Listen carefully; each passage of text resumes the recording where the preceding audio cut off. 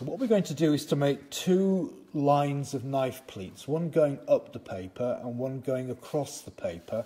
And I've marked a corner with a dot so we know which corner is which and which way round we are. So can you see that this is just 8 regular knife pleats going up the paper, so like that.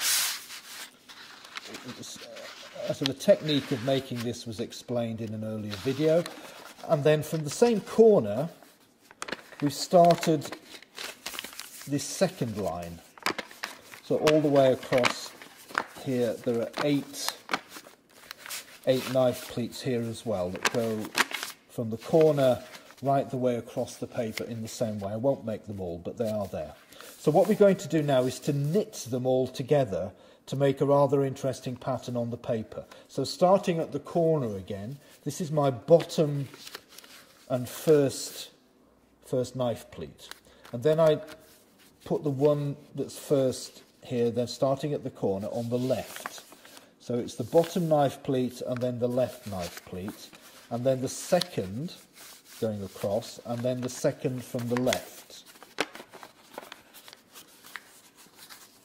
And then the third at the bottom, and then the third from the left. Now when I do this, I need to be careful that I go straight through all the existing pleats and keep everything neat and tidy.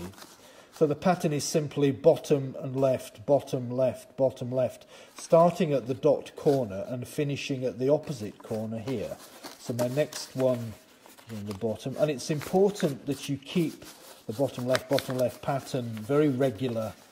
Don't lose where you are, and also to use the folds that you've got. Don't start inventing new folds because the paper gets a little thick, but they knit themselves together and don't open.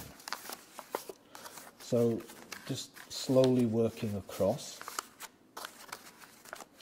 So left one, and then I've got the final pleat here going up from the bottom, and then a final pleat from the left. So what's happened is this has not just made a flat surface that's rather interesting, it's also very three-dimensional. It begins to curve, look at that, but it begins to curve like a leaf, which I think is a rather extraordinary effect.